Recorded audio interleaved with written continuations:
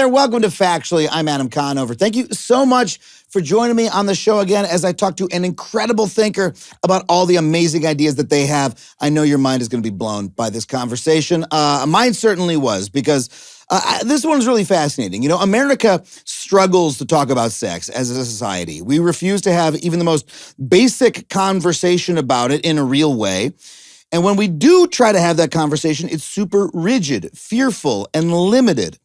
I'll give you an example. Over the last decade, the pillar of sex education has become consent, and then affirmative and enthusiastic consent. That has been the thing that we have impressed upon people over and over again. Consent is essential, and it is, obviously, absolutely. I mean, isn't consent just kind of table stakes for sex, right? Like, isn't it the absolute minimum that we should ask for? I mean, sure, if you have consent, then you can have sex without literally committing a crime, but, you know, sex isn't just about that. It's also can be good or bad, great or weird. You could leave it feeling awesome or feeling bad about yourself. And all of that can happen after you have crossed over that low bar of consent. So, you know, we should put a little more thought into it than that, right? What can we actually do to make sex good and fulfilling and a positive experience for everyone involved? What can we do to reduce the potential harms of a sexual encounter other than simply making sure consent is present? And, you know, once you start thinking about it, what other kinds of conversations could we be having as a society for how we could get more out of sex, both individually and on a cultural level? I mean, sex is absolutely fundamental to the human experience. So why do we have so much trouble talking about it? And if we were to have a real conversation about it, how much better could it be? All these questions are the subject of a new book by one of my favorite philosophers, Quill Kukla. Phil is a professor of philosophy and disability studies at Georgetown University. And, you know, I'd have them on the show to talk about anything. This is not their first time on the show. Now, you might think that sex is a little bit weird of a subject for a philosopher, but think about it. The questions of what is ethical behavior? What do we owe to each other socially? What's a violation? What is a positive experience? And what does it mean for an experience to be good? Well, those are some of the basic and classic questions of philosophy, right? I mean, Socrates and Plato asked, what is the good life? So another philosopher might ask, what makes a good orgasm, right? It's a good question. That, in not so many words, is the subject of Quill's new book, which is called Sex Beyond Yes, Pleasure and Agency for Everyone. I absolutely love this book. It helped me think about sex in a new, more fulfilling, more thoughtful, more full way. I know you're going to love this conversation. Before we get to it, I just want to remind you, if you want to support the show and every single conversation we bring you every single week, head to patreon.com/Adam Conover. $5 a month gets you every episode of the show ad-free. We'd also love to have you as part of our wonderful and welcoming online community. And now, let's get to this week's interview with Quill Kukla. Quill, thank you so much for coming on the show again. Thank you for having me back. I'm thrilled. I'm really delighted to have you in person. I loved the book. I was really happy to have the chance to read it. You're a philosopher. How common is it for philosophers to write about sex in this much depth? Because I certainly never encountered the topic in my, bachelor's education in philosophy. Yeah, I don't think it's common at all. There is actually now a growing trend of philosophers writing about sex and consent. But it's been a frustrating literature for me to read because it tends to still be very dry and abstract and analytical and what I think of as bloodless. Mm-hmm. And I feel like sex is such a messy issue that you're not going to actually make any really interesting substantive progress unless you're willing to sort of get down in the mucky, messy details of it. And philosophers don't like to do that. So I do think this is an unusual book for a philosopher to write. It's really funny that philosophers don't do that more often, because when I think about the stuff you do, the sort of Plato and Socrates stuff in Philosophy 101, it's often very much about the muck of life and how do you make good decisions and what is, et cetera. And consent seems like a perfect topic for, a philosophical approach, because it's okay, what do we owe to each other morally, ethically, socially, outside of the bounds of law or, some other sort of frame of reference? Just let's figure out what we owe to each other. And I just found that approach really useful. And I also think it's really interesting that this struck me as both a work of philosophy for philosophers, and also just like you could buy this at a sex shop, right, in the literature section and be like, oh, I learned a lot of good stuff about how to organize my next sexual encounter, right? And make sure everybody's well taken care of, et cetera. Like it felt very approachable for a lay reader too. Thank you, because that was really the goal. I just really didn't want to write a book that was off-puttingly abstract or jargony in any way. I wanted to use my philosophical toolbox, my philosophical training to write something that was really going to be for anybody who wants to be genuinely thoughtful about these issues with no particular special background. Yeah. Well, what's funny is we talk about like consent so much in the last 10 years. I feel like it's been a very obviously hot topic of conversation in the Me Too era and everything else. And yet the conversation is so shallow at the same time. Like the beginning of your book really made me realize that like consent, obviously an important word, but we've made it do so much work that maybe it is not up to the task of. So what is your overall sort of critique of the way we normally like think about consent in these issues?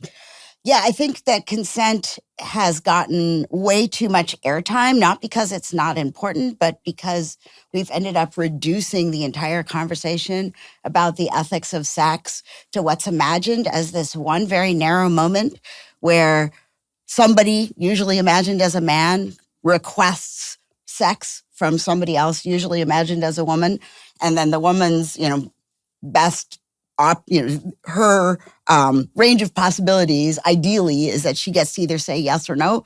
And that's, first of all, not the way that most good sex starts. Sometimes it is, but I think that when we think about the really hot encounters we have, it's very rare that what it came down to was one person requesting sex from somebody else and the other person kind of saying, okay. It's not an especially sexy way for sex to start. Yeah. It also leaves the person saying yes or no with this incredibly impoverished kind of agency. Like all they get to do is agree to something that somebody else suggested or not agree to something that somebody else suggested.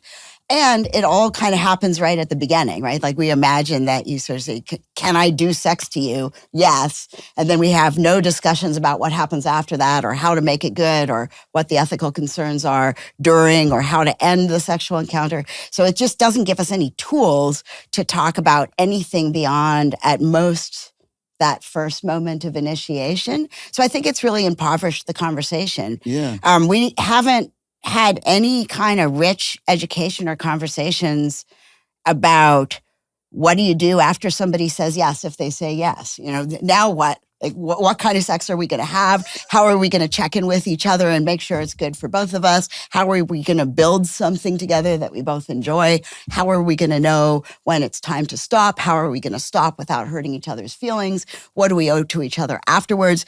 Consent conversations just don't give us any insight into any of that. It's just it's important, but extremely narrow. Yeah, I mean, as soon as you bring this up, it's clear how much is left out. I mean, first of all, the way that it sort of enforces this, male aggressor or requester dynamic, I had not really thought of that, and we'll get to that. But it's also such a bare minimum, right? Yeah. The bare minimum is this okay? Yes. But so you're on, if you do that, you're on pretty sure footing that you're not committing a crime at that moment. Exactly. And that's about it. Right. But it doesn't say, how do we have sex that is going to be good, that's going to feel nice, that's going to leave nobody with hurt feelings, that people are going to feel positively about. And those are all the things that I would be concerned with having sex, right? Is not just like, have I jumped through a legalistic hoop? Right. And then the other piece of it is, even if you say, okay, it's a bare minimum and we're going to teach it in sex education as a bare minimum, as a starting point, and we might as well hit that really hard. And I think it often is hit that, hey, you have to ask for consent. Like a lot of sex education has become like the pillar. It has all these gaping holes in it. Like, I think people's first thought is, well, what happens when someone changes their mind? Exactly. Yeah. And even that hole in it is weaponized by, people who want to shut down the conversation entirely, right? And,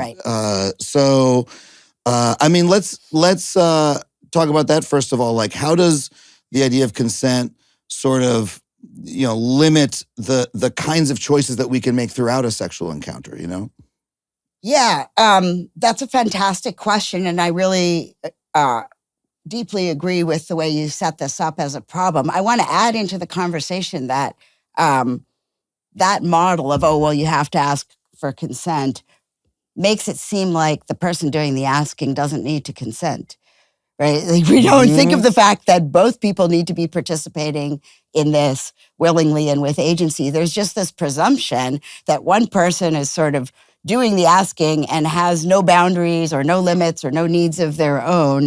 And then the question becomes, does the other person agree? So, I mean, part of the problem is that if you think about it for even a second, you want consensuality to be reciprocal, not just one person is doing the consenting, the other person is doing the asking. I think it's really a problem that, again, we usually assume it's the man doing the asking, not that it has to be, but that's the public imagination. Yeah. Men aren't thought of as having any needs to consent of their own or any of their own limits or boundaries.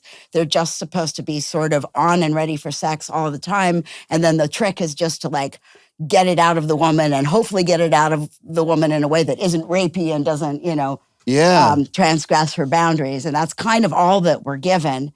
And then in that model, it's like, it really is, it's so transactional. It's extremely transactional. It's like saying, hey, can I bum a cigarette? Right, right. I take the cigarette, I smoke it, I get what I want out of it. And the other person, apart from handing it to me, has no responsibilities. Exactly. They have no other participation. So the consent doesn't, like what role, even if we're going to look at it in this really cis, male-female way, what role does the woman have afterwards? Does she have a job to do of any kind? Exactly. Does she have any responsibilities after that point? Right. How is the rest of this interaction supposed to work?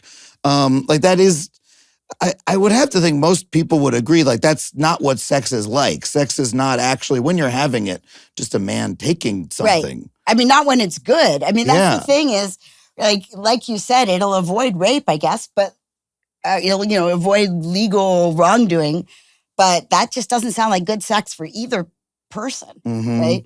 And so we've set up a model where the ideal encounter is this requesting permission, giving permission, which is almost sure to preclude good sex. It's actually quite depressing in the world of analytic philosophy that I'm usually in. Philosophers who talk about consent generally talk about it. The model they have is that consent is a form of permission giving where you release somebody from a duty not to do something to you. Okay. And if you think about it, their model is basically one person is saying, can I do the sex to you? Going around trying to get somebody to do let them do the sex to them. And the other person is walking around closed off and then says, okay, you can do the sex to me. I mean, it's just like a setup for terrible sex. Well, and it frames sex as a violation, as we have a rule that we don't rape each other. Exactly. And to have sex is to say, okay, you can essentially rape me. Or basically you can steal from me, you can take something from me. Right. Like this thing that is normally not allowed, okay, it's allowed for you. Yeah, it's fundamentally sex negative. The fundamental idea is that sex is default prohibited. Yeah. And then as a favor, every once in a while, somebody will unprohibit it for a bit. Another problem with That's not how I want anybody who's No. having sex with me to feel about it. Exactly. You don't want them to do it as a favor, right? Yeah. You want them to, I love your analogy because you want them to give you the cigarette as a favor. Yeah. That's great. And then you say, oh, thank you. You didn't need to give me that cigarette. That was nice of you. But that's not how we want sex to be, quote, given to us. Yes. Right? So I think even, it's not just that it's a bare minimum, but it's sort of a really distorted version of a bare minimum. To me, the bare minimum is not that at all. The bare minimum is instead what I call consensuality rather than consent. Consensuality is as we're having sex, we are throughout communicating to one another, whether it's through body language or facial expression or gesture or words, that we both want to be doing this and that we're both alert to the fact that the other person is telling us they want to be doing this and that, we're communicating to each other that we will stop if the other person no longer wants to be doing this. And that's an ongoing tissue of communication. And none of that has much at all to do with requesting sex as a favor out of somebody and then the other person passively allowing it, which honestly may or may not happen, right? Like most good sex does not start with that request and permission kind of exchange at all. Yeah. Which doesn't mean you don't need consensuality, but you don't need that narrow exchange. I think in the book, there's a lot of different analogies we could use here, but I think in the book you use the analogy of like two people like playing music together, where it's an activity that both people are going to participate in, or perhaps more people, are going to participate in simultaneously, communicatively, responding to each other. Exactly. Okay, we have the same tempo. I'm like making eye contact to make sure, okay, and the song is going to end now, or whatever. And this is a way that humans know how to behave with each other. That's also having a conversation. Dancing, obviously, very wonderful. Partner dancing, where one person is leading, but the other person is allowing themselves to be led. Or perhaps it's a different sort of dance, where there is no leader. These are such clear metaphors that are really available to us just from our lives. Why do you think that we are not applying them in our conversations about sex? Yeah, that's a great question. The metaphor that everybody got all excited about instead, which I talk about in the book, and I think I see the point of it, but I think it's basically terrible, is this giving somebody tea metaphor. Oh, right. It like almost works. It almost works, but the idea is, I mean, it's kind of cute. It's good for basic messages about consent. The guy who made the original video is like, well, you don't pour tea down the throat of somebody who's unconscious, or if somebody told you they wanted tea last week and they don't want tea this week, you don't force them to have it this week, and they're allowed to change their mind. They don't have to drink all of it. They can say yes, but just take a sip, and that has to be okay with you. Exactly, and that's helpful. But like, notice what's missing from that analogy, which is present in all of the analogies that you just gave, which is like, there's no discussion of what kind of tea. They're not drinking the tea together. It's not a joint activity. Like once you pass over the tea, it's just like, you just drink the tea. There's no discussion together about how they're enjoying the tea or what they're liking about the tea or what kind of tea they want. Like none of that is in the analogy. Whereas I think that the kinds of things you're talking about, playing music together, dancing, I have an extended discussion about taking a walk together when you're traveling. Right. Go into that for me. Like taking a walk. How is sex like taking a walk together? I'm kind of obsessed with walking through cities, so it was a great analogy. My favorite thing, it's my favorite thing to do in the world. Yeah. And the point I was trying to make is that, when you go for a walk with somebody and it's a joint activity, it would be very weird for you to just say to somebody like, will you walk with me, yes or no?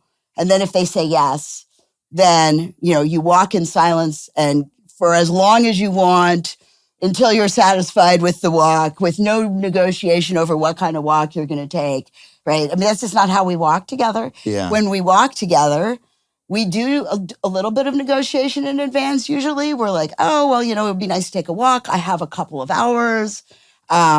We might say to each other, oh, I'd love to take a walk, but, I actually hurt my ankle last week, so we're going to have to walk kind of slowly. So you do a little bit of advanced negotiation, usually. Mm-hmm. But then some of it is determined on the fly because you're checking in with one another and you're deciding as you go. You're like, oh, that coffee shop looks cute. Do you want to stop there? Yes or no? Are you ready for a break? Or importantly, you say things like, oh, this looked like it was going to be a fun street to walk on, but actually it's really trafficy and boring. Should we change paths? Mm-hmm. And then if somebody is able, if somebody at some point says, you know what, I'm starting to get tired, my feet are starting to hurt, let's call it. Yeah. Like nobody acts like that's this huge crisis, right. Hopefully. You negotiate together when to end the walk and how to end the walk. And all of that communication that we're doing as we're walking, it's not rigid asking for permission and getting it. Right. It's not this old-fashioned model of how sex was supposed to be like, can I touch your breast? Yes or no? Can I, Mm-hmm. It's not that kind of thing. You're just like building a joint activity together by chatting as you go. And it's not just nonverbal communication. You're including like, you're talking and just one of you like points left, right. and you say, okay, we're going to take this left, or sometimes verbal. Sometimes someone says, hey, can we cross the street? It's sunny. Exactly. Yeah.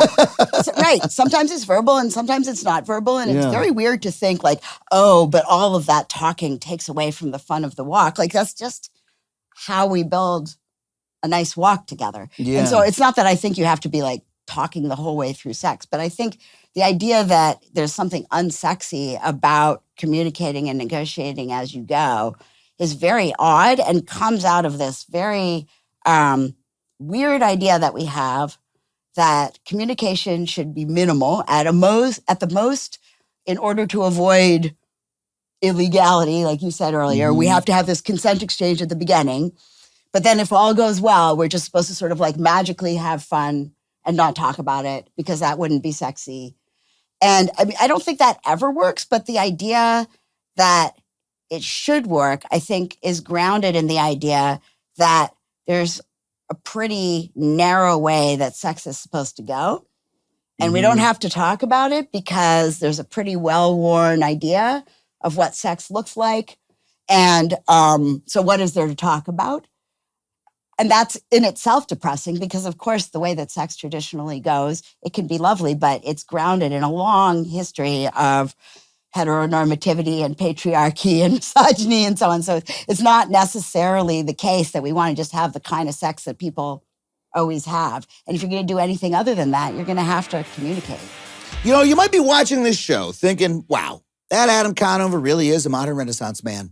He's always researching, writing, recording. How does he do it all? Well, it might shock you to learn. I don't. I have a team of researchers, writers, producers, even a Gen Z assistant who calls me chopped, to which I say, oh yeah, joke's on you. I don't even watch that show. She wrote this ad copy and she wrote it to make me sound dumb. Anyway, that's right. I am consistently paying freelancers to help me put together all kinds of projects because, I got a lot to do. We got a lot of output here and I need help to do that. And legally, that makes me a business owner. And I don't want to be a business owner. I want to be a comedian. I didn't get in this to file paperwork and do my own accounting, Well, guess what? I have help with that too, because Gusto makes running my small business an absolute snap. Gusto is an online payroll and benefits software built for small businesses. It's all in one, remote friendly, and incredibly easy to use so you can pay, hire, onboard, and support your team from anywhere.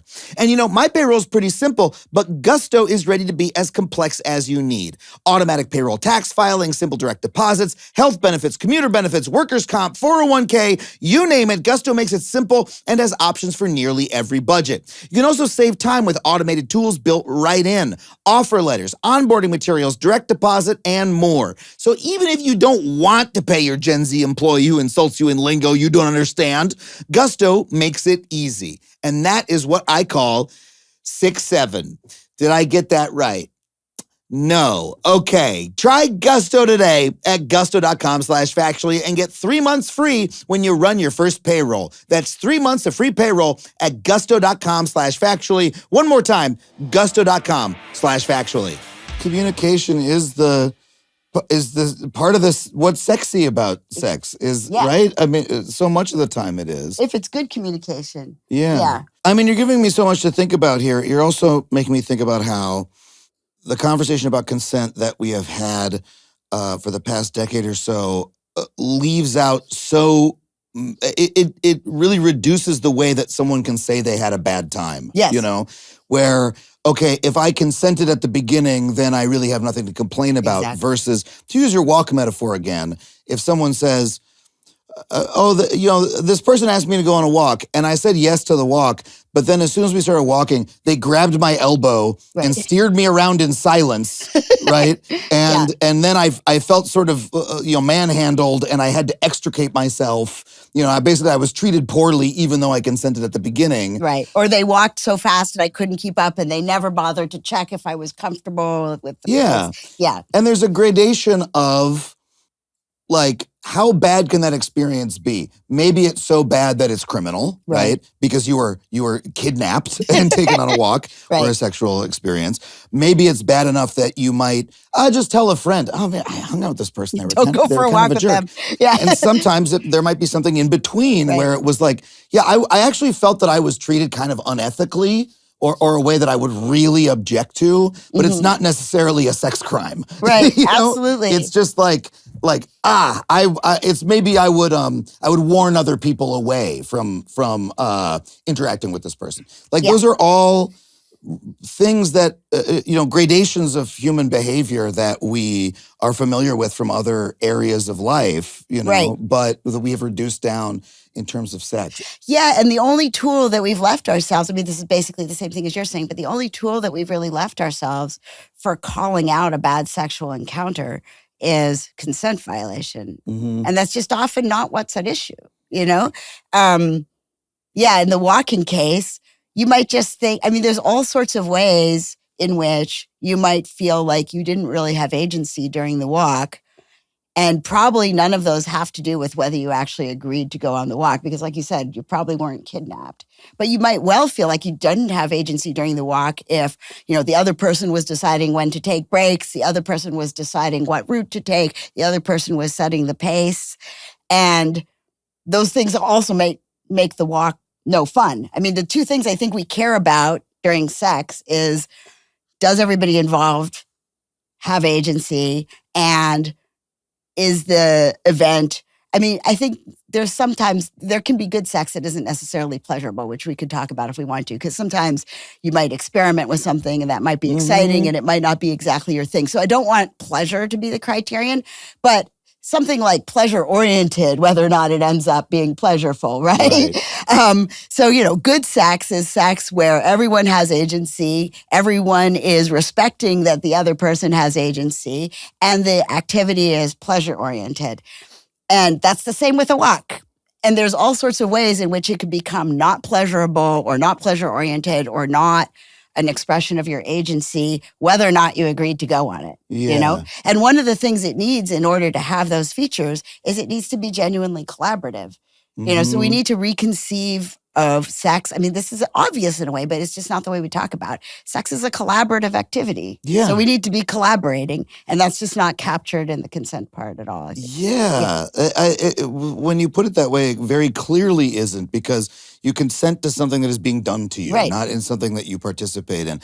And I want to move off of consent strictly, but Sure. I also just want to point out that especially even in my world, comedy, I don't want to talk about any particular cases, but there's plenty of instances in which I've seen the concept of consent used by a weapon, used as a weapon by people saying, "Well, I asked for consent. Well, I asked for consent, and that's all you told me I had to do, and that's what I did." Like, well, no, maybe the person wasn't in a position where they could meaningfully give consent. Maybe there's something else going on, or there's cases where the public debate becomes only about, was this a consensual activity, this story that everybody heard, when there's honestly a lot more at issue. So you said agency. Yeah. I think that sounds like a really important word. It's in the subtitle of the book. For me. Yeah. Agency for everyone. So what is the difference between, simply consenting and having agency? What do you mean by agency? Yeah, I have a pretty rich notion of agency, and I don't like to give it one of these abstract philosophy definitions, because I think that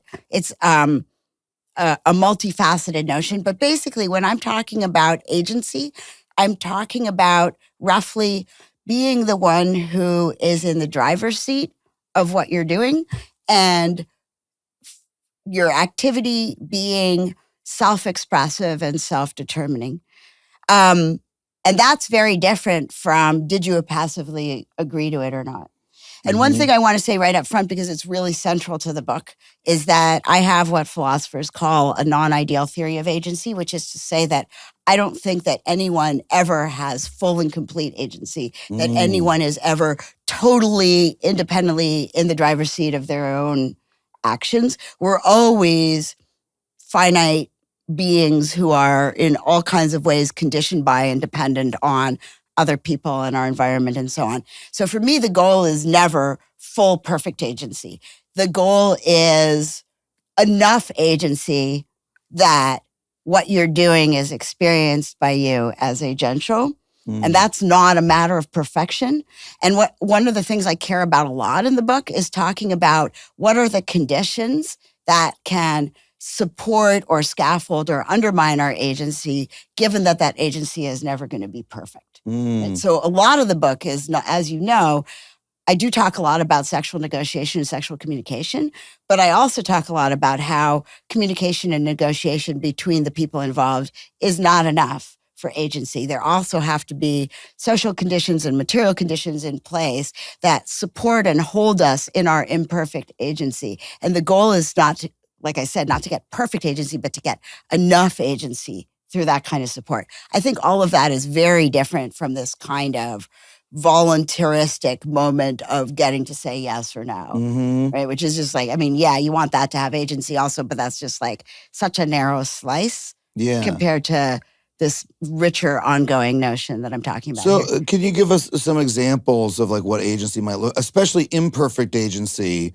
but that might be, scaffolded in some way, to use your term? Yeah, let me give you two examples that are very different kinds of examples, both of which I like.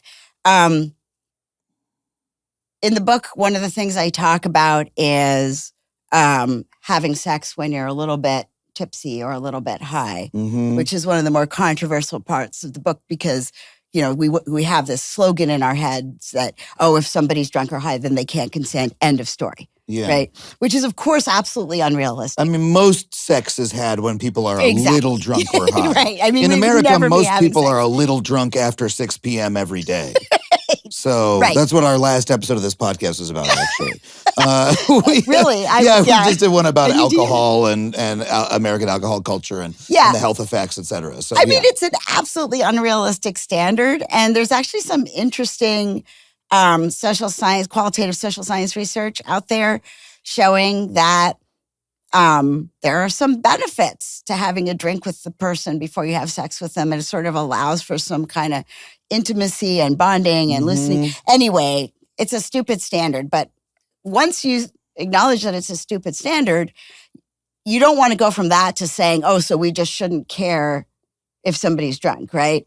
Because it is true that if you're a little drunk and high, it is a bit of a compromise of your agency. It's always going to be a little bit of a compromise of your agency. So to get to the question you asked me, to me, the question is not, are you so sober that you have perfect agency? The question is, well, how can we scaffold and support good quality agency in the context of the reduction of agency that comes with being a little bit high? And how do we know when it's too much? So one of the things I say is, well, look, if you just say to somebody who's had a few drinks, do you want to have sex with me? And they say yes, and then you silently have sex with them, you may well wake up the next day and be like, crap, was that person really able to consent to that? How drunk were they?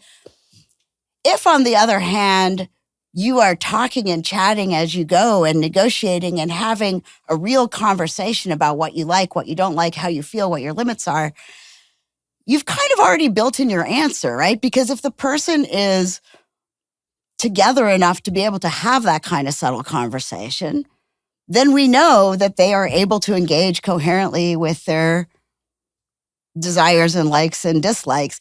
And you're not going to wake up the next day and be like, well, was that whole complicated, interesting conversation we had just a fantastical production of drunkenness or highness, right? So one of the ways that you can scaffold people whose agency is a little bit compromised is by doing more work than usual to sort of talk as you're going and just checking in with them about what state of mind they're in. Like, this is an answerable question. You can ask somebody who's a little bit drunk what state of mind they're in rather than just guessing the next day. Right? How are you feeling? Gets left out of the conversation. And then a quite different example that's not about interpersonal communication that I want to introduce into this is I make a lot of fuss in the book about how good quality agency always requires the ability to leave and to leave without the risk of having to deal with anger or violence, but also without the risk of having to deal with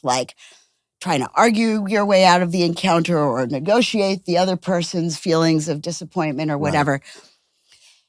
And a lot of whether you can leave, some of it is about communication, but a lot of it is about actual material and financial infrastructure. So I argue that it's a sexual justice issue, whether or not there's good quality 24-hour public transportation in a city, Because literally the Will you be able to ability get home? to just leave when you want and know that you can do that safely and without great expense and at your own time. It sounds like such a pragmatic thing, but that's a huge scaffolding of agency. You just literally have way more agency if you know that there's no huge transaction costs to you leaving when you want to, rather than being trapped somewhere where you need a ride or whatever it may be. Yeah. And similarly, when there's This is part of why New York is such a horny city. exactly Is because people are like, well, yeah, I can go. Yeah, sure, I'll go over to your place. the subway runs all night. Like, Exactly. a couple blocks from the train. I'll get home. Maybe it'll take a little while, but like, all I got to do is walk out the door and I'm on my way. I think that it's hard to overstate how important that is. Yeah. I mean, people don't think of that as an issue around sexual agency, but it really is. Yeah. And, financial independence is another example of I've that. made a lot of arguments for the value of public transportation on this show. I'm on record as being an advocate for public, but this is a new arrow in my quiver to say public transportation will get you laid. Right. And make sex better for you, in fact. Sex better and more ethical. Yeah. Yeah. Fuck Financial yeah. independence is another example of that kind of Ride the scaffolding. D indeed. That's for people in LA. Do you know this? Do you get? No. We have a new line called the D line, and the LA Metro has put out shirts that say "Ride the D," Oh, of which course. have become a local meme, and people love these. So anyway, but it's a little bit more literally true Yes. than the people who designed the T-shirt probably thought. I think that's exactly right. Yeah. I mean, yeah, I live in Berlin now, and the fact that, Berlin famously has this very elaborate sex culture, but the fact that you can get anywhere at any time of day instantly really supports that as a potentially ethical and pleasurable thing that supports agency. Yeah. So please go on. You were good. Oh, my other example was just financial independence. I think that if you have somebody who is very financially dependent on somebody else, no matter how nice the more powerful person is, no matter how much that person says, oh, I would never use our power imbalance against you. Right. It doesn't matter how good their intentions are. And in a way, it doesn't even matter how good they are at communicating. You don't have the same kind of agency to set your boundaries or leave if you're financially dependent on somebody else. Yeah. So I think we scaffold our imperfect agency through all of these different means, through having community support, through being good at communication, but also through having the right kind of material infrastructure, through having the right kind of financial independence. One of the things I really want to do with the book is say, we've talked about sexual ethics as if it all comes down to these one-on-one conversations and these very narrow ones, as we discussed.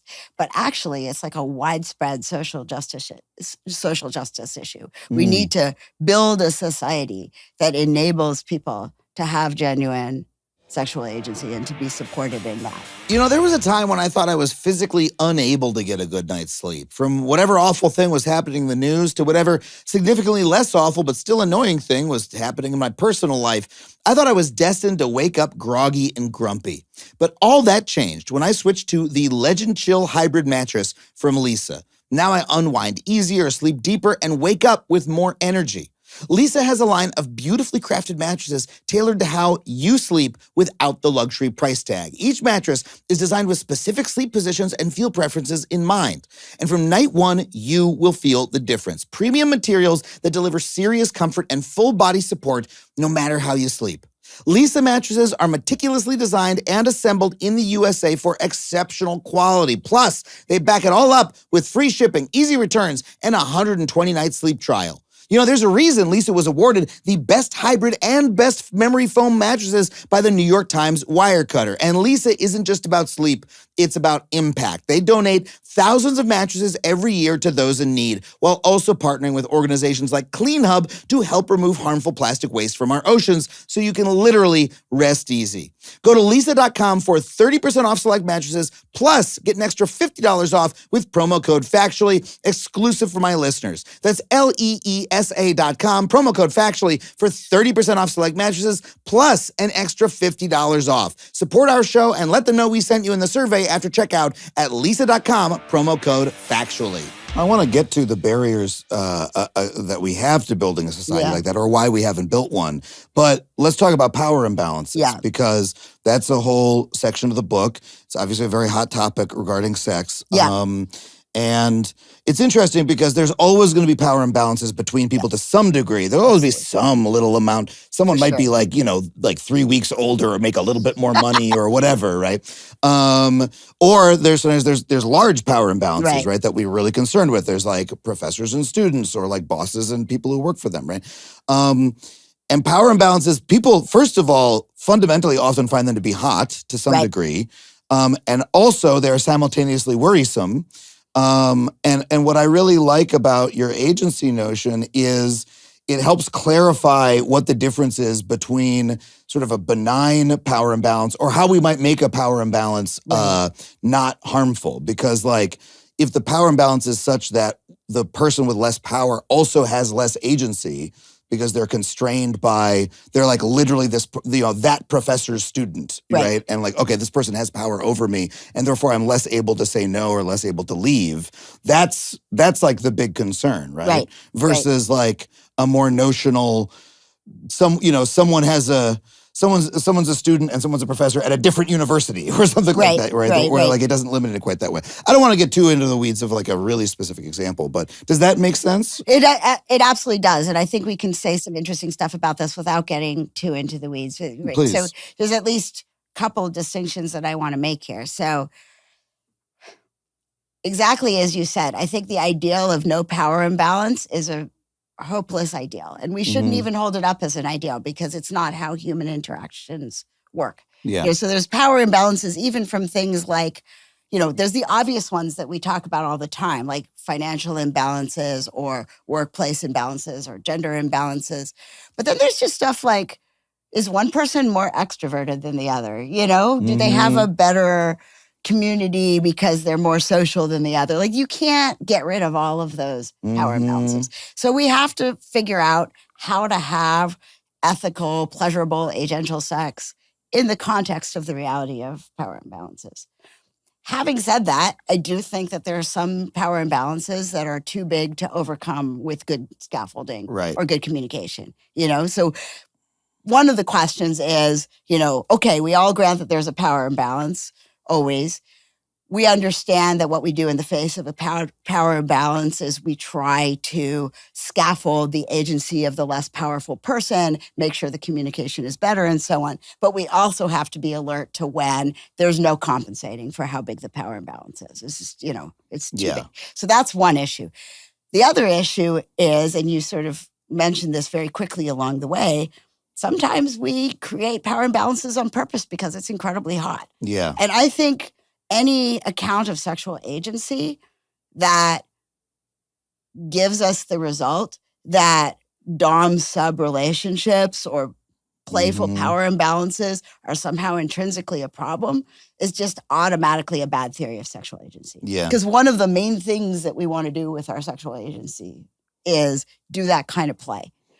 Most of us. It turns out it's a majority. When they do studies, the majority of people at least have fantasies about either subbing or doming or both, regardless of gender. Yeah. So, the fact that we call this a kink is ridiculous. It's most of us. Yeah. So I just think that if your account of agency is of being in control, and hence the whole idea of being submissive or having less power is automatically hit against your agency, then you've got a bad theory. We got to be able to understand how people express their agency through these sorts of power play. And in fact, I mean, it's not even specific to humans. You go to any dog park and you can watch dogs enjoying dom-sub play, right? It's right there to be seen. And we enjoy it outside of sex too. So one of the examples I give in the book is, actually, I don't remember if I give it in the book or if I just say it a lot when I talk about the topic. I have a friend who is my clothing dom. In the rest of our relationship, we don't have a power imbalance, but we just have this dynamic where she tells me what clothes I should buy and wear, and I'm like, okay. And it's delightful, I mean, in some sense, it's erotic. Do you know what I mean? I don't mean it's like a sex thing, but Yeah. It's playful and it's delightful, and I enjoy being clothing dommed by her. I wouldn't want to be dommed by her or anyone else in my entire life for my whole entire life, but like that's a pleasurable dynamic. The reason a lot of us hire personal trainers is because we want to be like exercise dommed. Yeah. Right? It's not just because we think it's going to be more effective for getting fitter. It's also because we enjoy that dynamic to some extent. So we have to be able to have an account that makes room for that kind of playful and intentionally chosen power imbalance. Yeah.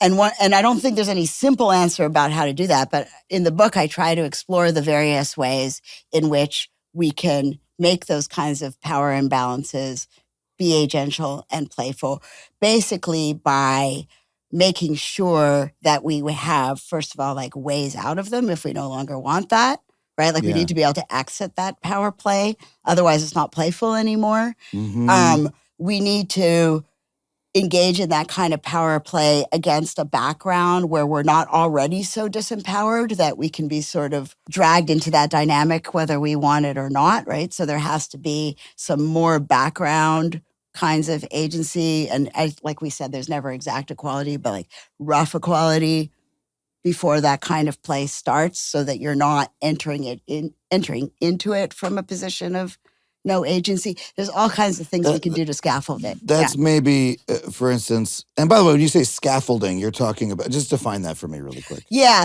I should have done that a while ago. I'm sorry. Yeah, no, it's fine. I think it makes sense intuitively the way you use it, but just let's clarify. I mean, for me, scaffolding is the literal material or not so literal social infrastructure that we use to hold up one another's agency, as it were. You know, not to replace it, but to hold it in place. So the public transportation example that we were talking about earlier is, to me, a perfect example of scaffolding, right? It holds other people's agency in place. It enables them to have agency that they wouldn't otherwise have. And one of the nice things for me about the scaffolding metaphor is sometimes you need more of it. Sometimes you need less of it. Sometimes you need a different kind, right? If you think about when you're building a building, you need to scaffold different parts at different times. Right. And it's not always the same amount. And also scaffolding can be bad. Actually, my editor really wanted me to get rid of the word scaffolding. We had a big fight about it. And it was one of the places where I said, no, I refuse to get rid of it. But her point was, she said to me, I'm from New York. When people in New York hear the word scaffolding, they just think of ugly, useless stuff stuck on buildings. Yeah. New York has a specific problem with scaffolding. Right. As covered hilariously by John Wilson in his incredible HBO series, by the way. That was an incredible episode of television, but yeah. But actually it was a really helpful point because I was like, yeah, well, there can be ugly, bad scaffolding that doesn't do anything. Like we need good scaffolding, not just any old scaffolding, right? Right. Yeah.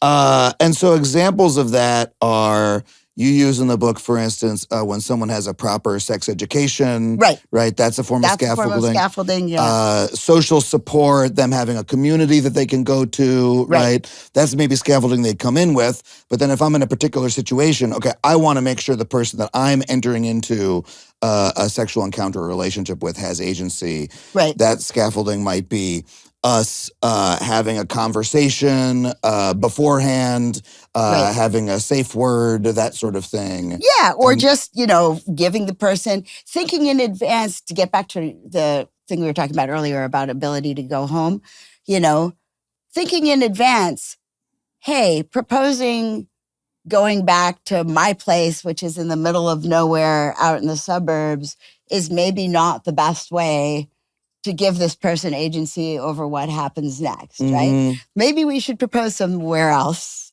Right. So it's not just about the kind of conversations you have. It's also about setting up win conditions.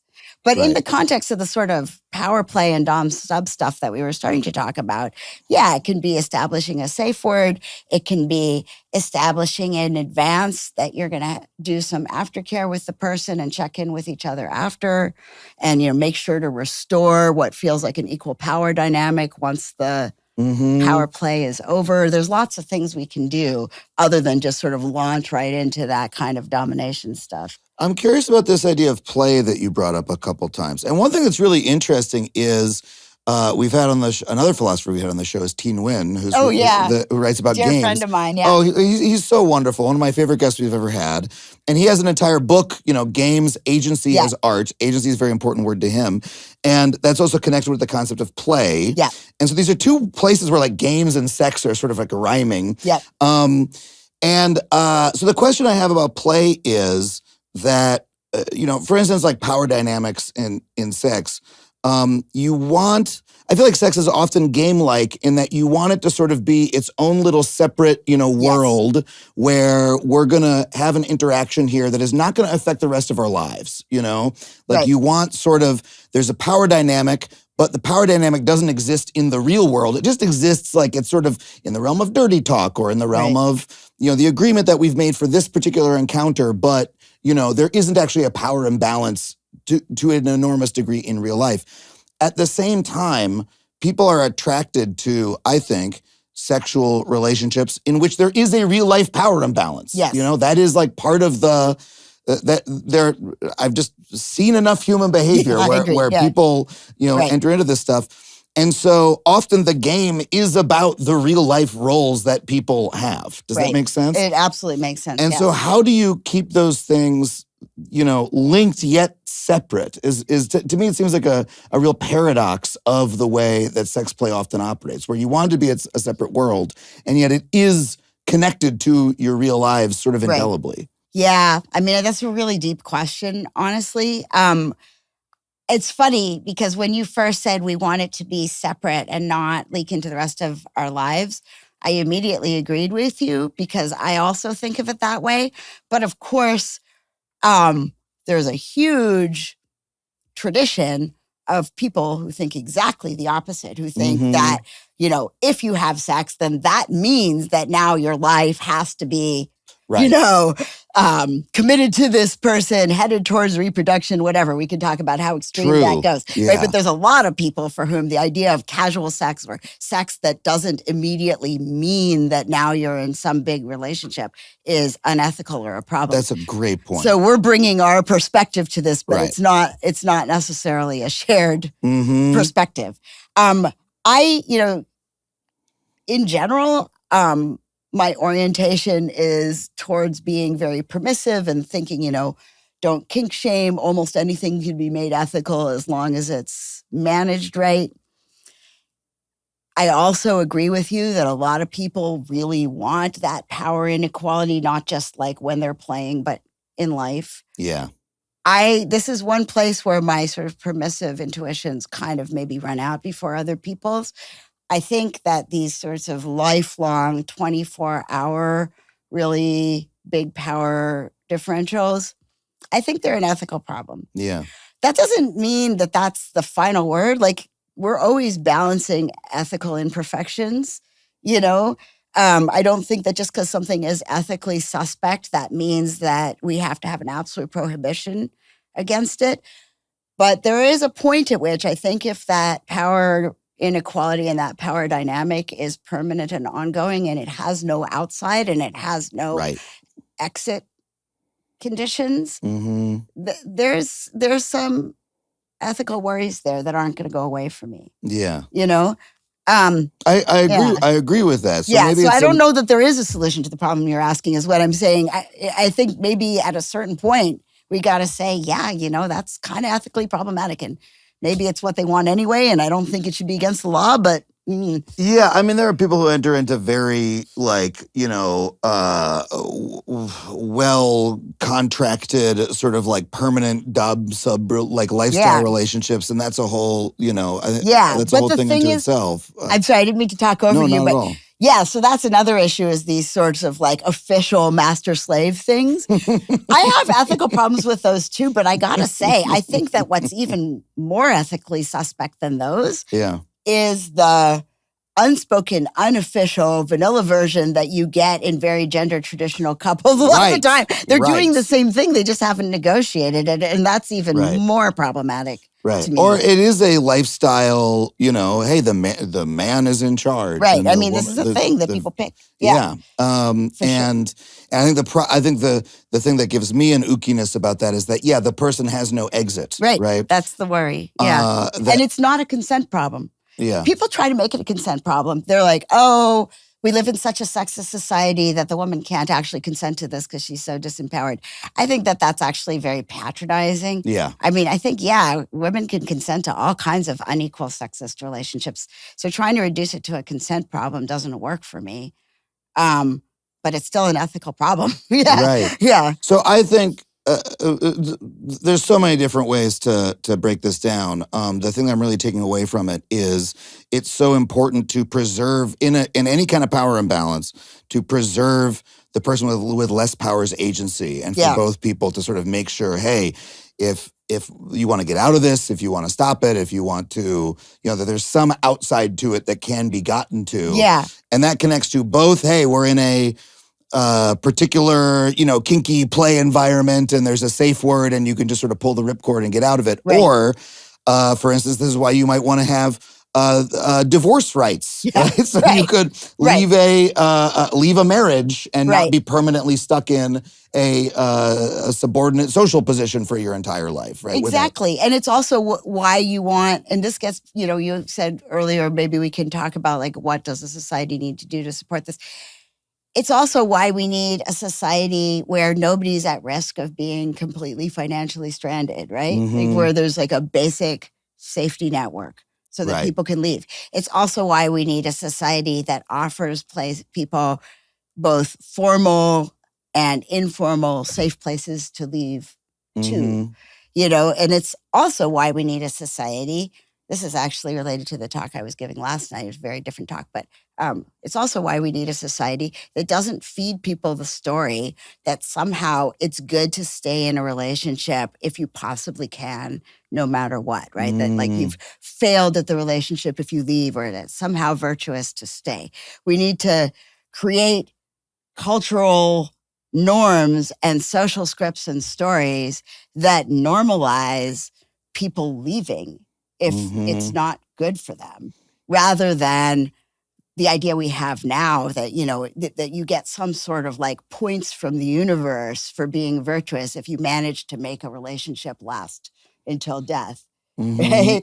Because that just, that gives people the message that they have somehow failed or they're doing something wrong if they recognize that they need out. So it's multi-layered, it's about how we communicate. It's about what society provides to people. It's about what your little local friend group and community provides to you and tells you is okay or not okay.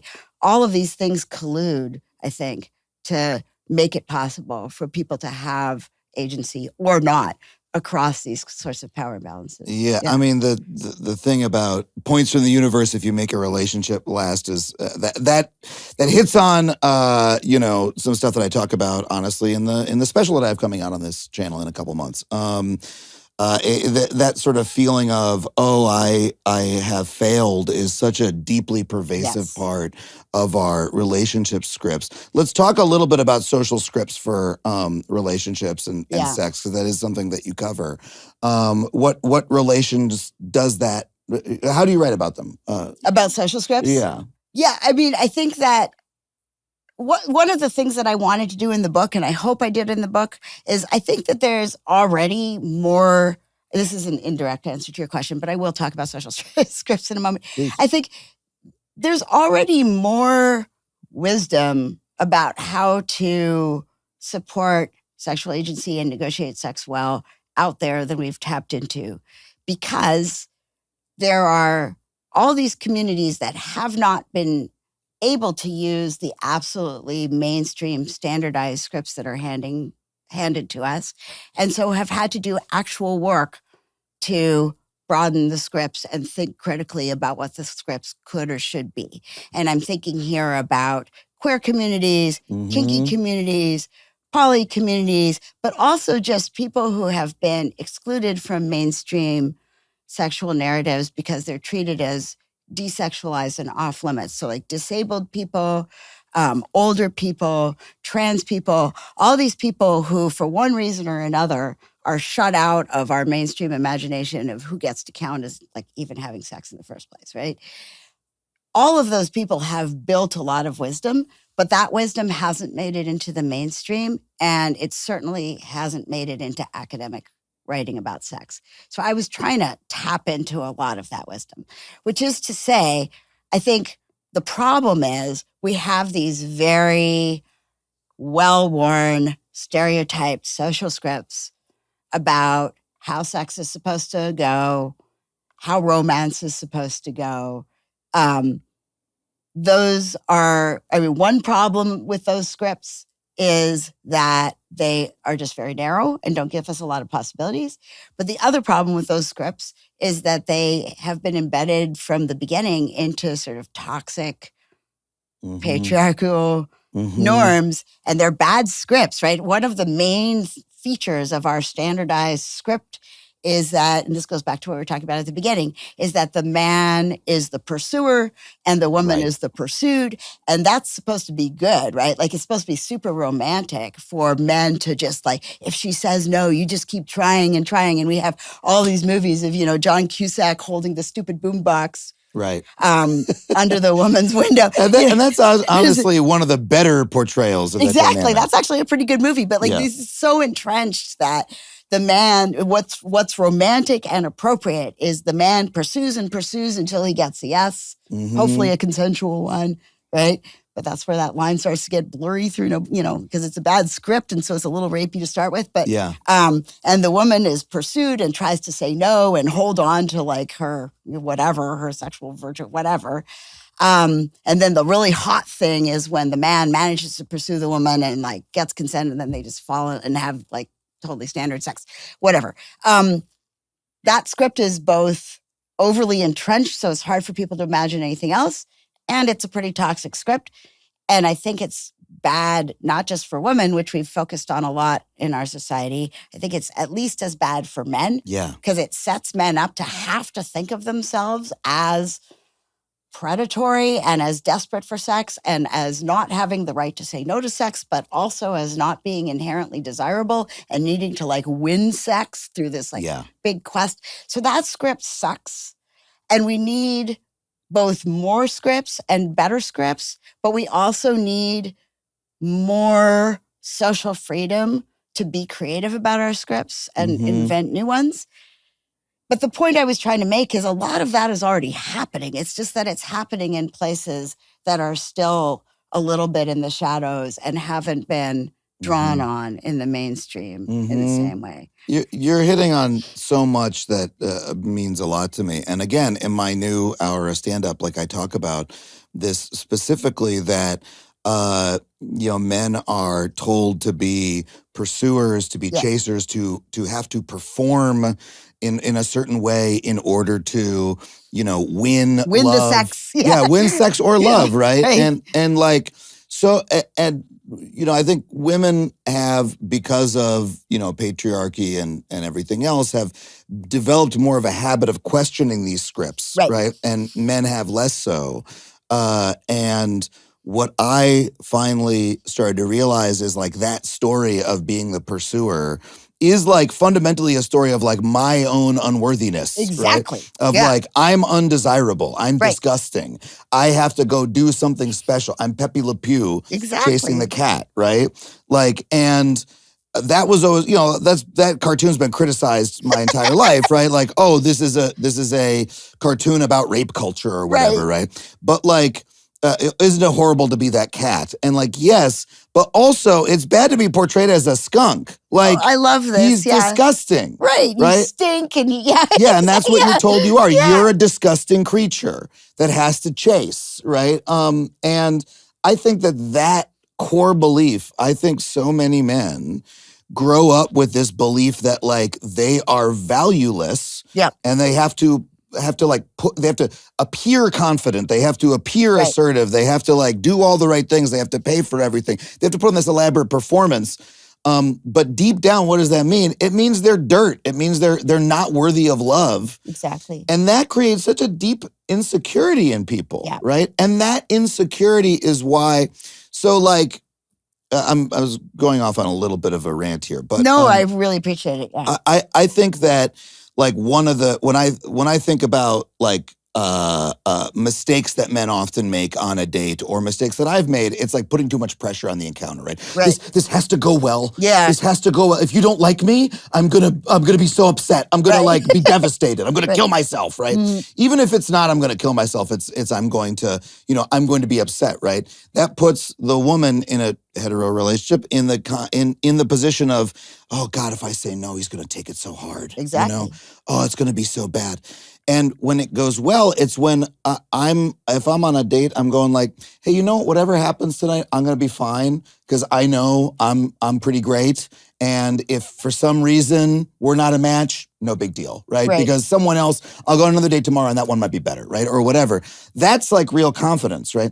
But if you believe that you are inherently valueless, then like the love or the acquiescence or the consent to sex becomes a judgment on your self-worth. Exactly. And that's too much pressure to put on the situation. I think that's so well said. And I really just don't think we talk about it nearly enough. I don't think we talk about how the traditional structure of patriarchy sucks for men. And this is not taking anything away from, this isn't some like manosphere point. I'm not taking away from how much it sucks for women, but we just we're not honest or clear-headed about how much it sucks for men. And I think a lot about what we do to young boys when we raise them to think of themselves as fundamentally undesirable, as fundamentally in the predator position, and as fundamentally needing to, as you often hear in mainstream discussions, like to bring something to the table before they've earned sex. Like what is it going to be? Is it money? Is it security? What is it? But they're supposed to like trade something other than their intrinsic desirability for sex, which also commodifies sex in this creepy way. And we could talk about that too. But I think it's deeply damaging. And I'm kind of shocked at how normalized it is. I'm shocked at how we think that it is funny and fine to joke about how men are disgusting and we don't want to see their bodies and they're scary and like, ew, gross, we can see their ass. Like, it's so normalized. And of course, men in progressive communities as well. Exactly. Like, it's totally endemic. Yeah. Absolutely. In every community. Of course, men also say horrible things about women's bodies. Yeah. But even the men who don't do that know that they're being mean, right? They all know. I mean, yes, there's gross sexist communities where doing that is normalized, but they know they're being mean. Yeah. Whereas I think we don't even think of it as mean to insult men's bodies and insult their desirability. We just think that that's like how you talk about men. Yeah. They're disgusting, they're gross. It's so damaging. There's a wonderful essay that, this would be a better plug if I could remember the name of the essay, but there's a wonderful essay that I cite a bunch in the book by a trans guy who talks about the actual experience of going from not experiencing his own body as feared and predatory to experiencing it that way. And having that kind of perspective from somebody who wasn't raised with it from the beginning and who can sort of see it for what it is for that reason is, I think, really powerful. You also have an anecdote by a trans woman who I think wrote about the reverse experience. Yeah. Right. Yeah. I mean, I think this is an interesting thing that we can, a real value that trans people who transitioned in adulthood can bring to the table in terms of our understanding of these dynamics is, when your position within the dynamics switches, it can give you more of a perspective on what's going on than if it's just the water you've swum in since you became conscious to begin with. Yeah. I think part of why I, enjoy knowing queer people, being a part of queer communities or having these conversations is because, queer folks are the ones who have thought about this more or had to write new scripts. Right, because they have to. Yeah. Yeah, exactly. Right. I also think that there's an interesting space in kink to explore this stuff because it's so, the thing that first got me thinking about this was the YouTube philosopher ContraPoints. You familiar with her? Yeah. She's a wonderful, I interviewed her on this show about her Twilight video essay. Yeah. But she talks about even in kink, there's this like presumption of, the male is the dom and the woman is the sub. And like a lot of people want that and great, Right. But if you can allow yourself to experience the opposite, Yeah. if you can allow yourself as the man to be chased, if the woman can be allowed to be the predator, right?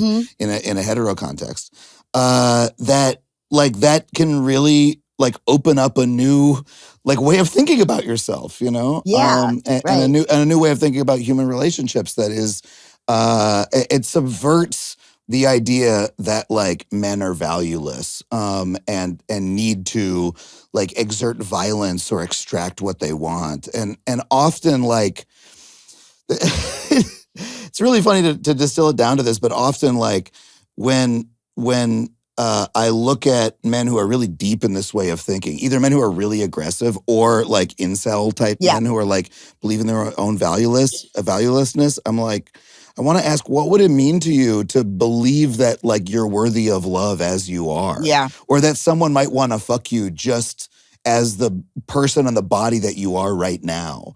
Like, what if you could believe that about yourself? Because I think it's literally true. And it's so self-perpetuating. Yeah. The men who think of that as impossible for themselves are the men who make themselves unfuckable and unappealing. Right. Which makes sense. It's so obvious when you think it's a vicious circle, And I think it's so sad because we've spent decades, ever since second wave feminism, we've spent decades critiquing the fact that society pushes women to modify their bodies and change their self-presentation and pour all of these, products that capitalism generates into themselves in order to make themselves appealing to men. That's an old critique. But instead of undoing that, what we did was we extended it to men too. So, so now men also feel like they need to modify themselves and do all these things to themselves to be appealing to women. We sort of went towards equality in exactly the wrong direction. Yeah. And of course, the masculine coded version of it looks a little bit different from the woman coded version of it. So you have all of these, toxic influencers like the looks maxers and so on saying, oh, we can make this a numerical science. We have to modify our bodies to exactly these numerical proportions. Otherwise, we are undesirable and we'll never get the high value women. It's also creepily commodified, right? All this talk about high value people and low value people, and it's creepy down to the core in terms of the way it borrows on these economic models of sex as something that is this valuable entity that men are trying to extract from women and women are trying to keep it. And right. It's terrible. But it has this very masculine feel, this idea that we can make this all about numbers. But it's really the same thing that women have been doing for decades. Yeah. And I think it's really sad that the direction we've gone is in terms of making more people feel like they're intrinsically undesirable and need to modify themselves to be desirable rather than fewer. Right. Yeah. And when a man sort of is, is sort of celebrating himself, right, or his appearance, or the appearance of another man, or even in the sort of more look-maxer community, often the thing that's used to take them down a peg is, that's homoerotic, right? Or that's gay in some way, as a negative, which is also really fascinating to me. It's fascinating. The role of homoeroticism in all of this is really complicated and fascinating. Yeah. Because there are corners of the male incel community now where they think that having sex with women is gay. You're not supposed to. It's very confusing. It's very confusing. But actually, since you raised the topic of the homoerotic stuff, there's a point that I want to add in here, which is, there have been these critiques for decades, these sort of homophobic critiques of gay male culture, saying, gay men, all they want to do is have sex all the time. They're just constantly having sex and they don't have any boundaries. And part of me wants to say it's fine if people want to have sex all the time. And most of this is just homophobia, but also there is an element of truth in it. And those gay men in those communities, they were raised as boys just like all men. Mm-hmm. Where would they have learned any message other than you're supposed to want to have sex all the time and you don't get to have boundaries? Yeah. Right? That's actually the same message that hetero men have. It's just that hetero men are trying to have sex with women who've been trained up on the idea that they will set boundaries and they're not supposed to want sex as much. And they're the ones who are imposing the limits. Yeah. Right? But of course, if you get a bunch of people, all of whom were raised to think that they're not supposed to have limits and they're not supposed to have boundaries and they're supposed to have sex whenever they can get it and extract it whenever they can, then of course they're going to have that culture. So I think, it harms all men. It doesn't just harm heterosexual men.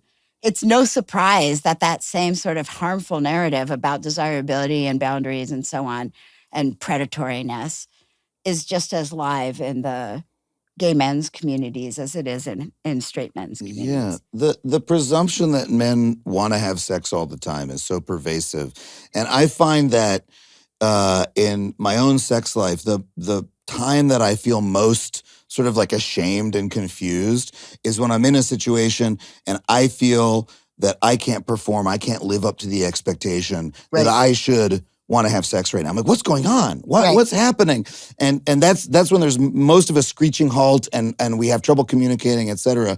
And then it'll often be like much later, I'm like, oh, I think I just wasn't into that experience. I think I just didn't, or I wasn't horny that day, or something about it wasn't turning me on, or I didn't, or I wasn't attracted to the situation or the person, and I feel ashamed for that, and I feel like I'm like letting down the universe in some way. And that is like such a hard thing to unpack.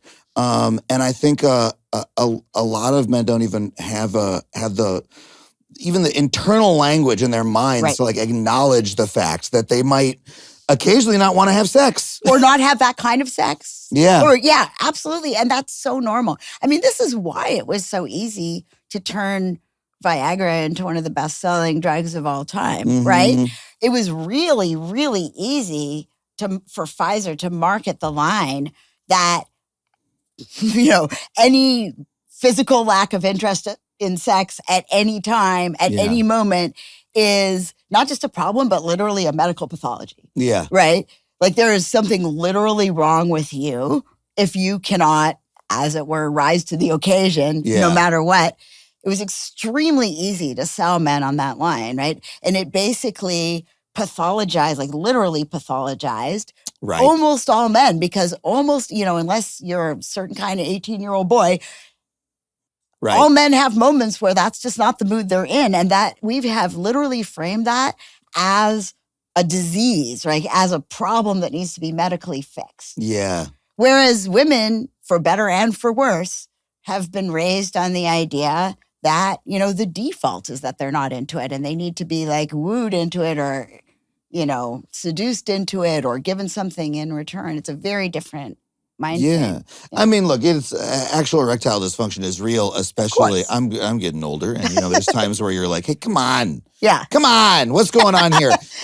Your body starts changing. But also, like, I don't think we've been trained or have any language to recognize the fact, hey, sometimes you actually just might not be turned on by a situation. Exactly. Or by a person. Yeah, I don't want to come off as anti-Viagra. No. By any means. I think there are plenty but it of times obscures the fact that, that sometimes you could not be into it tonight, Right.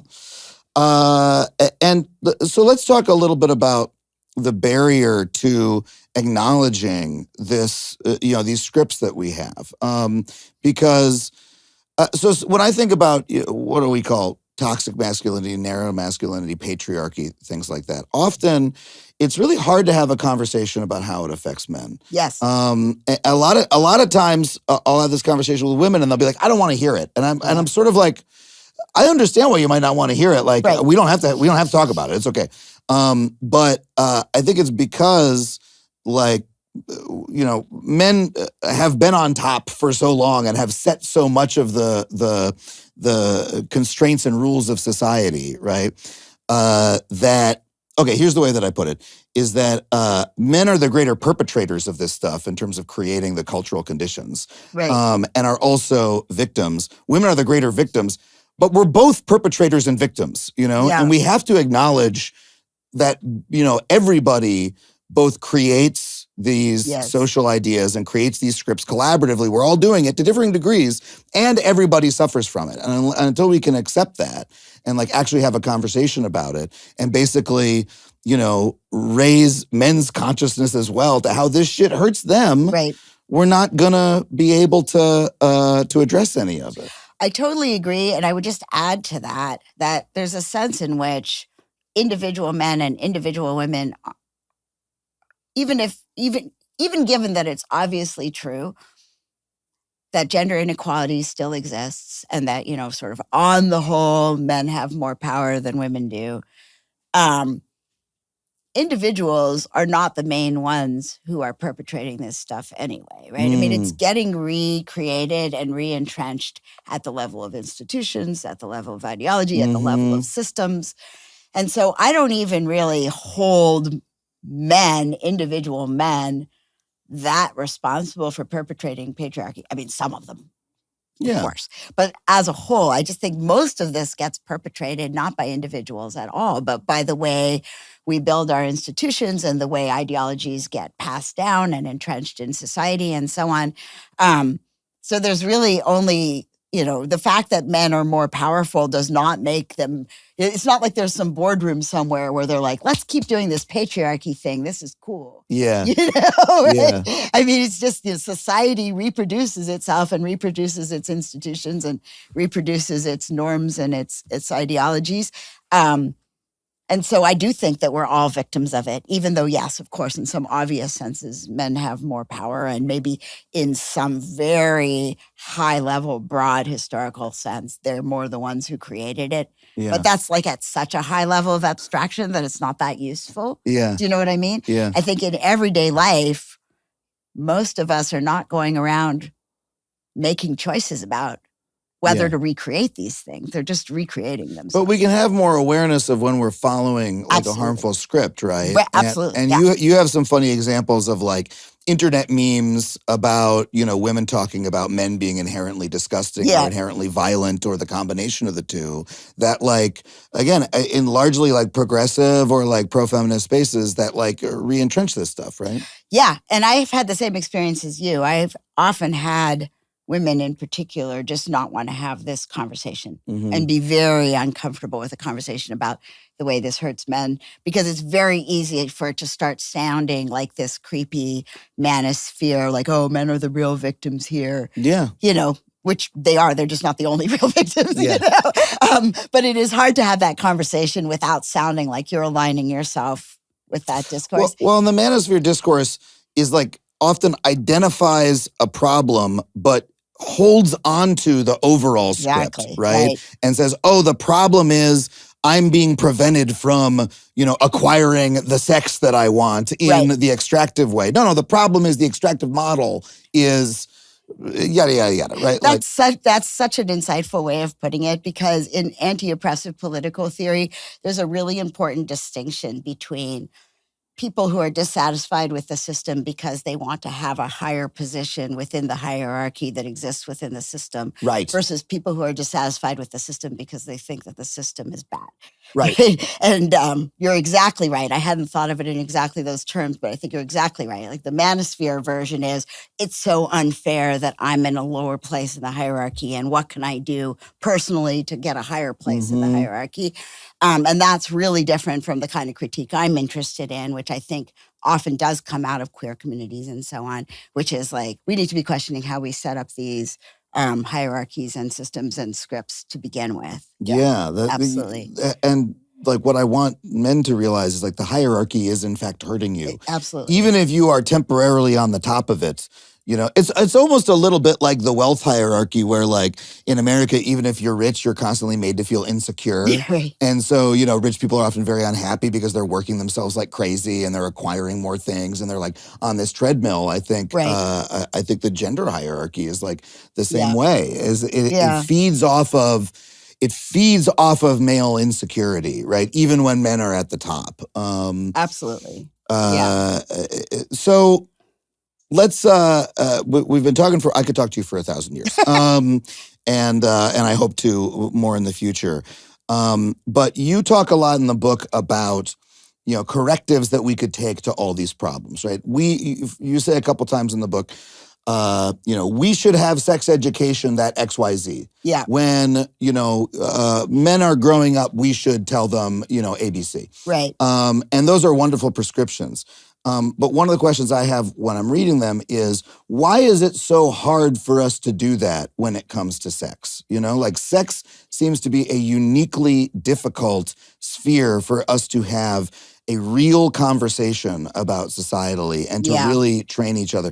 And even you as a philosopher, in the field of, I guess I would call, this book involved with ethics and sex, right? Broadly, yeah. I could imagine, for instance, like medical ethics, for instance, is like a very well-established field that I think was probably not as hard to talk about like in a clinical or like educational context. Sex education in America barely exists. Yeah. And so like, when you're saying, hey, we should have sex education that broadens the notion of consent in all these ways. Well, hey, we're not even doing wear a condom in like the majority of states in America. Right. So why do you think that is? Yeah, and I would just say, I mean, the situation in the United States is perhaps especially dire, but even in very progressive countries, I don't know of any country that actually educates like teenagers in a way that emphasizes building genuine, rich sexual agency and valuing sexual pleasure. Like that is a bar we're nowhere near anywhere, as far as I know. We are, there's such a huge distance between the kind of sex education I'm imagining and what exists, if it exists at all. My vision would be, and this is by way of getting to your question, my vision would be we have to completely reorganize what we think we're doing with sex education. And we need to think of educating the ethical and moral and social education of children and young people should be first and foremost helping them develop into agency. And that means both their own agency, but also learning how to understand and respect other people's agency. That would reorganize we do the opposite. We raise kids for compliance and for molding them to be what we think they should be. I'm not even talking about sex yet, right? Just in general, our whole way of raising and educating kids is geared towards making them compliant and disciplining them into certain sorts of success markers. And we've come nowhere near the idea that the job of social and ethical education is to raise people into agency. As to why so I think we're sort of disastrously bad at this, not just in the domain of sex, but just I think we're failing young people in terms of how we raise and educate them, broadly speaking. Why is it so hard to do it in the domain of sex? There's a really interesting debate in the philosophy of sex literature over what's called sex exceptionalism. People who believe in sex exceptionalism think that sex is so fundamentally different from other human activities that it really needs its own ethics and its own, philosophical story. And then people who deny sex exceptionalism want to say, well, no, sex is just like one more thing that we do along with it's like going on a walk. Yes. I'm very far on the not sex exceptionalist. Yeah, I intuited this. And, part of what I enjoy doing in this book is talking about sex by talking about lots of other things, right? And showing how, so we talked about the walk case. I have lots of examples all the way through that have nothing to do with sex, because for me, sex is just, what matters to me about it is sex is something that we do as a joint collaborative activity when it's going well.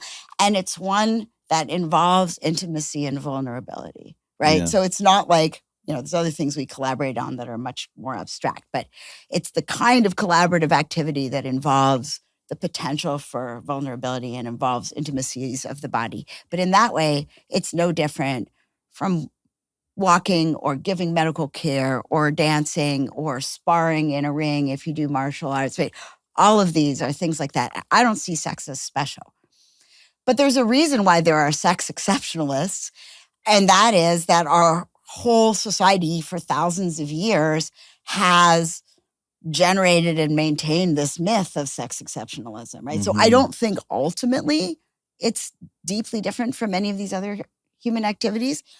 But my goodness, are we trained from day one to think that it is, right? Yeah. To think that sex is A, shameful, B, like more of a measure of your self-worth than almost anything else. C, a domain of intense vulnerability where like if it goes wrong, you don't just feel like, oh, well, that kind of sucked. You're, often deeply traumatized. I think that is socially produced. I don't think it's intrinsic to sex. But the reality is that now, because of all of this, thousands of years of history and society, people really do have almost uniquely heightened vulnerable reactions to the topic, right? I mean, if your walk turns out to be unpleasant, you're most likely to just feel like, oh, that day was kind of a bummer. Yeah. But you're unlikely to need years of therapy, right? But if sex goes wrong, people can be fundamentally traumatized. Yeah. And one theory is that that's because sex is some like deeply different thing. But I just think it's because we've trained people up to put so much stock in it. And that makes it almost impossible to talk about. Well, can I add to that sexual violence is in fact like endemic, like certainly the number of people, even just, sexual abuse within families, right, is just so routine, as like it's as common as littering almost, in terms of just the carelessness with people treat each other or the casual maliciousness or the selfishness. And so many people, their first encounter with sex is it harming them? Right. So many people who I've been close with have had that experience. And I think that makes it really hard to have a clear conversation. Yeah, about so it. I mean, there's this deep social contradiction or tension, right? Where on the one hand, it's the thing that we feel that we've been trained to feel most raw about and most vulnerable about, and it's all bound up with shame and all the stuff that makes it magically different from anything else and magically more damaging if it goes wrong. And then at the same time, as you're pointing out, we have normalized sexual harm. So that's a really bad mix. Yeah. Because I think it means that a huge number of people are walking around pretty traumatized. Yeah. And so then, of course, it's hard to build a frank and high quality set of conversations or sexual education curriculum. Yeah. I've often had people, when I give talks about this, comment on how they're sort of blown away that I can talk about these issues in such a matter-of-fact way. And it is kind of remarkable that no matter which direction you're coming from politically and no matter who you are, most people have a hard time just talking about these things straightforwardly. Yeah. So sex exceptionalism is true to the extent that we've sort of, through a self-fulfilling prophecy, made it true. Yeah. And that makes it really hard to address these issues. I've done a lot of events around the book, which have attracted a lot of sex educators, which I'm thrilled about. It's wonderful. And oftentimes they come up to me afterwards and they're like, well, this is really inspiring, but I have no idea how to implement it because we're so far back, so many steps behind this. Yes. And I don't feel like I can give my students any message other than no means no and yes means yes, because otherwise they're just going to go around violating each other, And they're like, how do I even start to give them anything else when they need this really basic message? And I don't really quite know how to answer that question because what I really think is that we need to have been starting to train kids on how to communicate and collaborate and understand their own boundaries and other people's boundaries and how to value pleasure. I don't mean sexual pleasure, just pleasure, and value their own self-expressive agency. We have to have started that way before sex is even on the table, right? We have to have started that with little kids. And given that we don't, it is hard to know how to intervene when people are already not trained up on that. Yeah. I mean, little tiny kids learn that they have no right to decide what they eat, when they eat it, who to be friends with, when to go to bed, when to wake up, which lessons to take, whatever. Like we do not train people to think of themselves as entitled to agency. We don't train them with any skills at agency. We don't train them to have any skills at collaboratively recognizing and respecting anybody else's agency. So then by the time we get to the point where it's time to start educating them about sex, we've laid a terrible groundwork. Yeah. And I don't really have a great pithy answer for how to fix that. Yeah, I'm not expecting you to. And it makes me realize how long we've been grappling with these issues. I think about just, the educational material I was given as a small kid. And I grew up in the 80s, and there was, I think, a lot of residual sort of like hippie culture around. And I remember there was like an album called Free to Be You. Oh, yeah. Do you remember this? Very much so, yeah. And there's a lot of that sort of culture, right? Right. Like pre-Sesame Street kind of stuff. And I remember a song, I don't remember if it was that or something else, but it was like, it went like, my body's nobody's body but mine. You run your own body, let me run mine. And that just stuck with me. It's something I heard when I was probably 5 years old.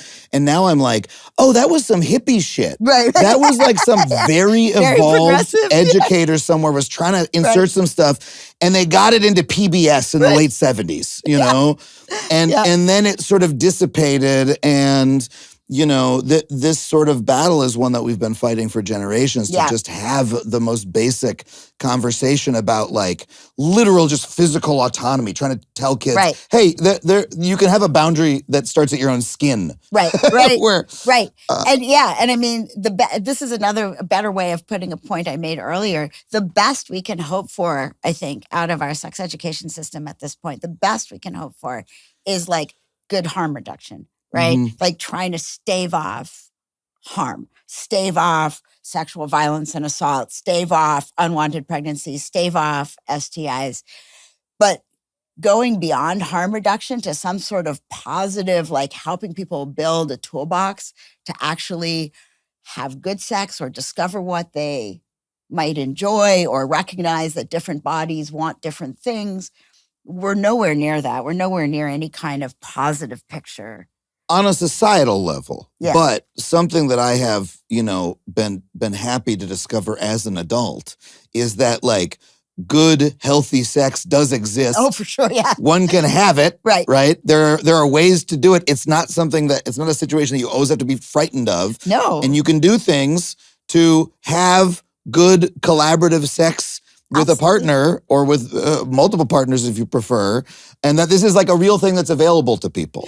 And I do think what I love about your book, and I'm trying to bring us slowly into a landing here. What I love about your book is that like you are not too much grappling with the gigantic, philosophical or societal issues. No, You're also, the book is very clear on like, here are things that you can do to make sure that you and your partner have agency, to make sure that you're having, that you're having good sex, right? Yeah, and not just ethical sex, not just like has passed the ethical bar, but like actually good. Yeah. Right? Yeah. I mean, let me be clear. When I said all we're doing is harm reduction, I literally meant like in the classroom with teenagers. Yes, got it. Like, that's the most we can hope for, and we don't even usually get that. Yeah. Right? But I really want to pound home the message you just gave. Pound it home. Pound it home. Really, behind everything that we've talked about, the biggest thing that I wanted to do in writing this book was this. Like, I felt like everything I was reading from both the right and the left, from feminists, from everybody on sex, was fundamentally negative. It was fundamentally about either harm reduction or about how terrible sex is because of patriarchy, or how terrible, whatever, how violent men are, how much rape there is. And these are all very important facts. And I'm glad that literature exists. But like you said, despite all of these opportunities for harm, most of the time sex is super fun. Mm-hmm. And most of the time, like, we're enjoying it and it's great. And like there is tons of good sex happening, as you said. And for all of the harms that are out there and all of the ways in which it's messed up, basically, sex is this like great thing that we do that adds to our flourishing. And there's been almost no careful, critical thought or discussion about the joyousness or the pleasure of it, or how to, grab onto and understand and amplify that pleasure. Yeah. And I wanted to write a book, along the way, I do talk about sexual harm because it's impossible to talk about the good without the bad. But I really wanted to write a book that was focused on the positive rather than the negative for once. And that was about sexual joy and empowerment and pleasure. And like you said, the fact that it already exists. And what we want to do is understand when and how and why it exists and do more of that. Yeah. That's an important, crucial piece of the story that I feel like doesn't get told nearly enough. Yeah, and I feel like when I read your book, I get that sense of oh yeah, it can be flourishing, it can be easy, it can be positive, it can be pleasurable, and if I think about okay, we have to clear away everything that's in the way of that. Right. It feels more approachable as a topic rather than, it's this fraught thing, you have to do everything perfectly. Right. And if you don't, it's going to be a disaster. No. Actually, the natural state of sex Right. is it's good. Yeah. Even given the fact that we've done so much as a society to mess it up, Yeah. it's still the case. Yeah. Across all the power imbalances that we were talking about, across all of the messed up toxic rape culture norms, across all of that, usually it's pretty great. Not everybody likes it. Ace people are real. That's fine. Sure. But for the large majority of people, this is a big part of our pleasure and flourishing and our self-expression. And we need to talk about that too. Yeah. I'm so grateful for you for writing the book and for coming on and talk about it today. It's been a really wonderful conversation. Thank you so much. It was really fun.